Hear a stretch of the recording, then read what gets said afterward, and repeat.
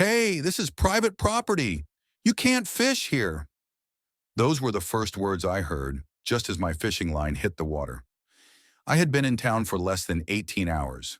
My older brother Josh had invited me down to his place in Springbrook Estates, a quiet, sun-drenched suburb about 40 minutes outside Austin. His backyard practically touched a peaceful man-made lake. After a brutal 3-week shift rotation back home, all I wanted was to sit by the water, breathe in the clean air, and lose myself in something simple. Fishing. Something my dad taught us when we were kids. I hadn't been there 5 minutes. Folding chair set up, small cooler at my feet, and my favorite rod in hand. The lake shimmered in the morning light. Birds chirped lazily. I could feel my heartbeat slowing for the first time in weeks. Then came the voice again, shriller now. "I'm calling the HOA and the cops. You people think you can just come into our neighborhood and do whatever you want?" I turned calmly to see a woman marching toward me. Mid-50s maybe, bleach blonde hair teased into a rigid helmet, expensive-looking joggers, oversized sunglasses, and that unmistakable energy. The kind that buzzes just below the skin, desperate for confrontation.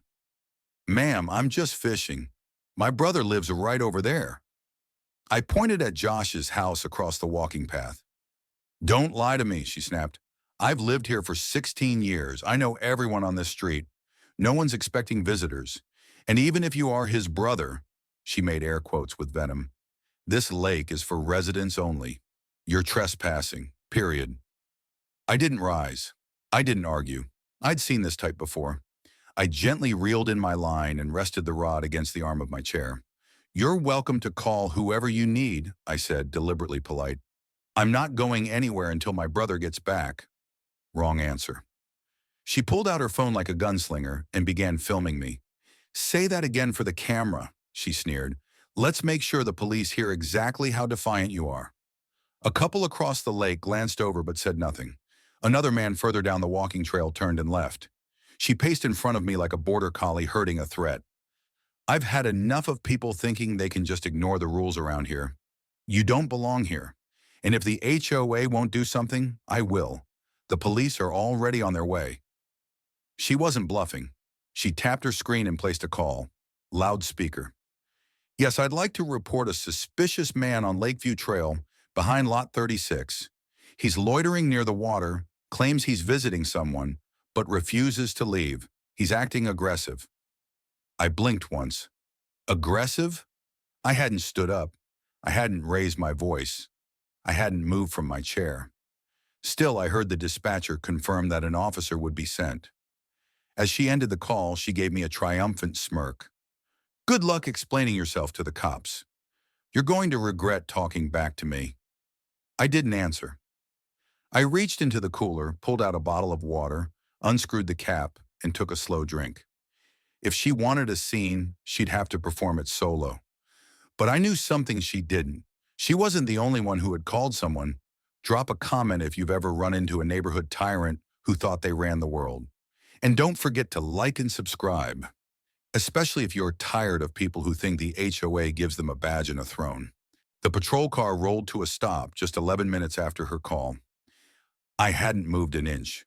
Cheryl, I now knew her name thanks to the personalized Fiji water bottle she kept flashing like a prop, had been circling like a vulture the entire time, rehearsing her outrage out loud. "This is outrageous. Thinks he can just sit there with a fishing pole and claim squatters' rights or something. Rules exist for a reason. I'm not letting this neighborhood go to the dogs." When the cruiser door opened, she practically sprinted to it, waving like she was guiding in an aircraft. "Officers, yes, right here.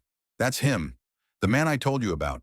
He's trespassing, refuses to leave, and has been verbally threatening me." 2 officers stepped out. The first officer, Decker, was broad-shouldered with that weary gait of someone who'd had one too many neighborhood drama calls. His sunglasses sat low on his nose, expression unreadable. The second officer, Tran, was lean, younger, with a sharp, watchful look. His hand tapped lightly near his body cam, already activated. I stayed seated, calm, not even holding the fishing rod anymore. Just sipping water, my hat pulled low against the sun. Sir, Decker started, walking toward me slowly. We got a call about a disturbance. This woman says you're trespassing and causing a scene. Good morning, officer, I said evenly. My name is Daniel Rhodes. I'm visiting my brother Josh. He lives right there, house 137, and told me I was welcome to fish here. I've got nothing on me but a chair, a pole, and some bottled water. That's the extent of my disturbance. He's lying, Cheryl snapped. There's no Josh on this block. I know everyone here. I'm on the HOA board. He's making it up. Officer Tran looked toward the house I had pointed to. Sir, do you have any ID on you? Of course. I reached slowly, deliberately, pulling my wallet from my back pocket and handing over my license. Tran looked it over, then nodded slightly to Decker. You have a number for your brother we can call to confirm? Decker asked, more routine than suspicious. Already on it, I said. I tapped a contact on my phone, held it up.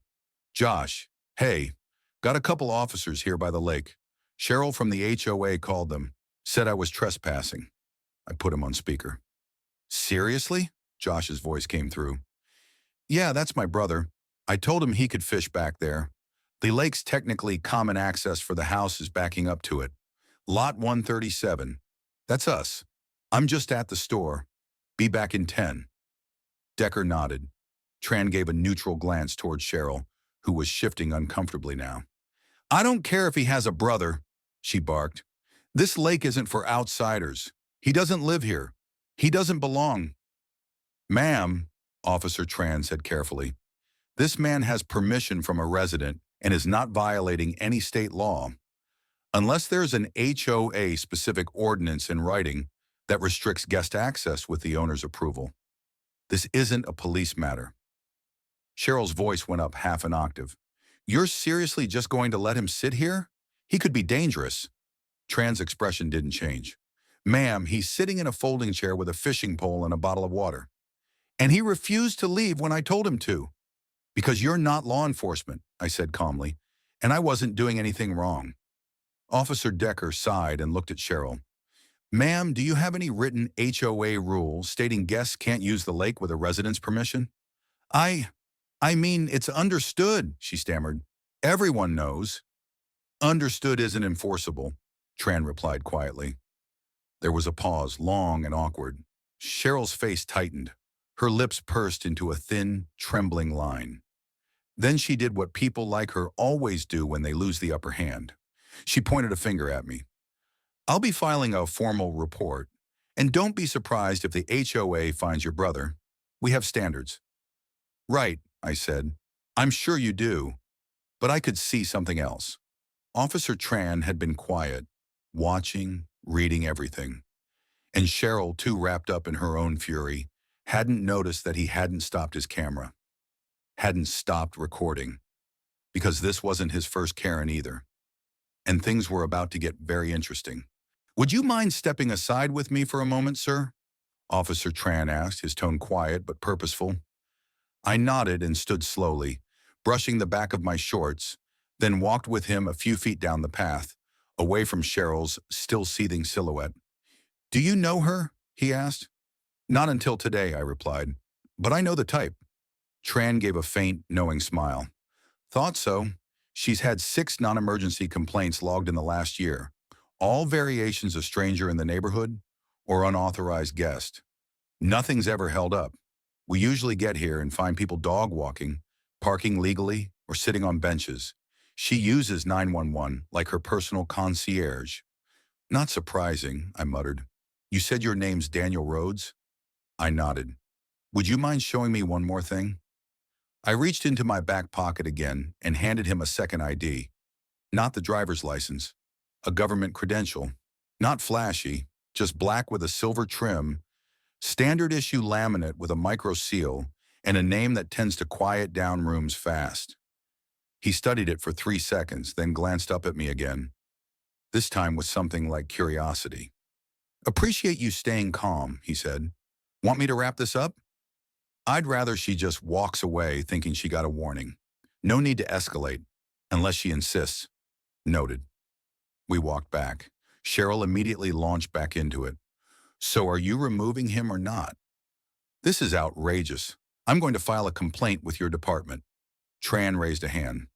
Not aggressive, just enough to pause the tirade. Ma'am, the man you approached has not violated any laws. He's not trespassing. He has verbal confirmation from a resident who lives right over there, and your HOA's rules, which we've reviewed, don't prohibit guest access to the lake. Her lips curled. You're wrong. I know my rights. I know the bylaws. I helped write them. Then you also know that threatening guests, filming them without cause, and making false statements to police is grounds for an HOA conduct review, Tran said calmly. The color drained slightly from her cheeks. You're threatening me now? She hissed. No, ma'am, just stating facts. She turned to Decker, perhaps hoping for backup, but he was already walking back to the cruiser, scribbling in a notepad, unmoved. And just so you know, Tran continued, we're required to log the call, the interaction, and both your statements. That footage goes into our system. What footage? My body cam.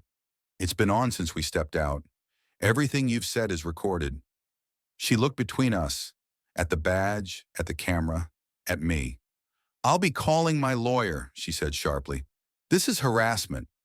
You're welcome to do that, Tran replied. We'll note it in the report. She stormed off without another word, heels snapping against the path. As she passed, she knocked my folding chair over, deliberately. Then I thought that would be the end of it. I really did. But Cheryl wasn't the type to take a loss in silence. 3 days later, Josh got an email from the HOA board. Subject line, guest misconduct inquiry. It included phrases like unauthorized use of common area, concerns raised by multiple residents, and potential security risk. Classic HOA lingo, vague, overreaching, and pointed just enough to sound official. She wasn't done with us. Not even close. Josh forwarded me the email with one line. Told you she's relentless. But what Cheryl didn't realize was that her little stunt at the lake had drawn attention from more than just local police. See, while Tran was reviewing his body cam footage back at the precinct, a higher-ranking officer caught wind of the name on my ID. Let's just say my agency keeps a quiet profile, but when our credentials show up in domestic disturbance reports, certain flags get triggered. That night, I got a call from my supervisor. You stirred up a Karen nest, Dan. Didn't even get a bite on the line, and I replied. We got a ping from a local PD. Want us to pull the footage? Yeah, might be smart. Looks like she's trying to retaliate through HOA channels now. Not her first time? Not likely. Within 24 hours, Cheryl's HOA history had been quietly reviewed by people she would never know existed. And sure enough, a pattern emerged. Selective enforcement of rules. Multiple formal complaints buried under vague, resolved tags. One former resident had been fined 9 times in a single month for things like excessive mailbox wear and non-uniform holiday lights. And guess whose name showed up as the original complainant every time? Josh received a second email that week from a different HOA board member named Alan Morris. He apologized for the miscommunication and assured him that no official action was being taken. He CC'd the full board. Cheryl notably didn't respond. That could have been the end. But then something strange happened. A neighbor named Lydia, someone Josh barely knew, knocked on his door 2 nights later. She was holding a printed photo. It was a screenshot of me sitting by the lake. She posted this in the HOA Facebook group, Lydia said, with a caption saying we should all be vigilant, that certain elements were scoping out the neighborhood. Josh's jaw clenched. What the hell? It's dog whistle garbage, Lydia said, and frankly, we're tired of it.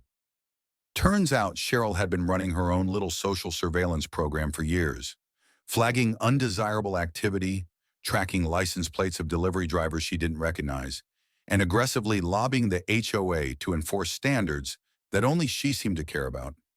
Lydia handed us a printout. There's a board meeting Friday night.